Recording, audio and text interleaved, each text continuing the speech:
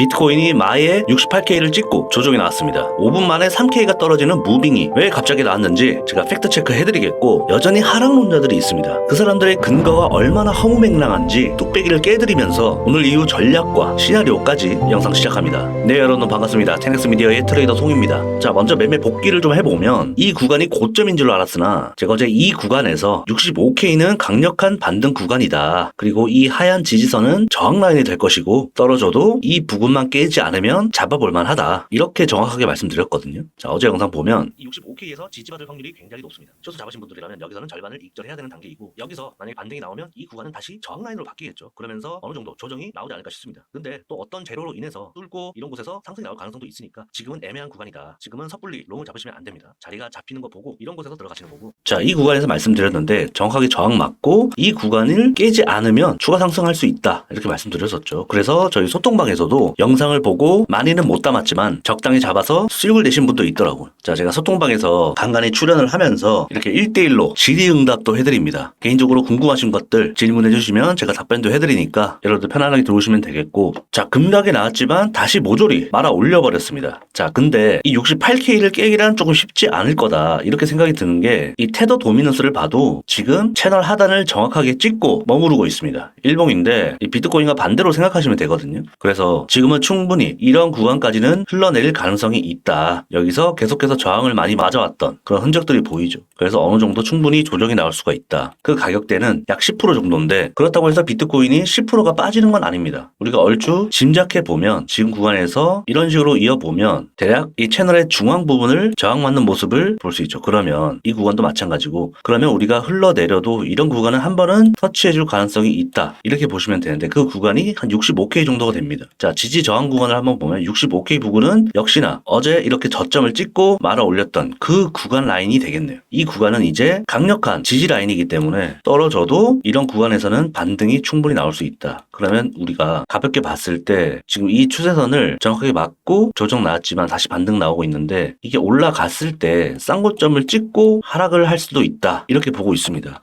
테더 도미넌스나 여러 가지 추세를 봤을 때 이런 식으로 여러 번 닿았던 유의미한 채널이기 때문에 놀릴 가능성을 배제할 수 없다. 자, 그리고 단타 치시는 분들을 위해서 이 채널도 하나 그어 놓으시기 바랍니다. 유의미한 채널 같거든요. 이런 것들 정확하게 저항과 지지를 받고, 이것도 정확하게 지지를 받았죠. 그러면 충분히 상승해도 여기서 눌려서 여기까지는 더 떨어질 수 있다. 그 구간이 65.12K, 계속해서 아까 봤던 그 구간들이랑 계속 겹치죠. 이런 구간들이 됩니다. 자, 어떻게 해서 이렇게 이런 구간에서 정확하게 지지를 받고 상승이 나오는지, 여기 테넥스 지표 들어가시면 제가 여러 가지 보는 것들 중에 가장 중요한 첫 번째 방법을 좀 올려놨거든요. 보조 지표에 의존하지 마시고 이게 가장 중요합니다. 한 번씩 확인해 보시기 바라면서, 소통방 입장은 여기 공식 채널로 트송 입장이라고 남겨주시면 됩니다. 그러면 순차적으로 입장 도와드리겠고, 제가 실시간으로 이렇게 브리핑 및 대응 텔레그램에서 진행하니까, 자, 어제도 68K를 정확하게 찍었을 때 제가 잡으신 분들이 익절하고 그 뒤로 이렇게 번지 점프를 해버렸습니다. 자, 이렇게 대응 및 브리핑 해드리니까 여러분들 편안하게 들어오시면 될 것 같습니다. 자, 비트코인이 이 68K를 찍었음에도 불구하고 비트코인은 이미 3월에 끝났다. 상승 관점으로 판단은 금물이다. 이런 댓글들 남겨주셨는데 정답은 없습니다. 각자의 관점이 다 있는 거니까 간단하게 생각해서 여기서 뚫고 지지하면 한 번 더 갈 수도 있는 거고요. 이게 페이크로 이 기영이 머리를 그리면서 하락할 수도 있는 겁니다. 그래서 지금은 조심해야 되는 구간이지만, 확률적으로 봤을 때 이런 구간들에서 많이 저항을 받았으니 지금은 쇼관적으로 보는 게 맞다. 그렇다고 해서 다시 이 채널의 하단을 두드리러 간다, 30K 간다, 이런 사람들 아직 있던데, 자, 유튜브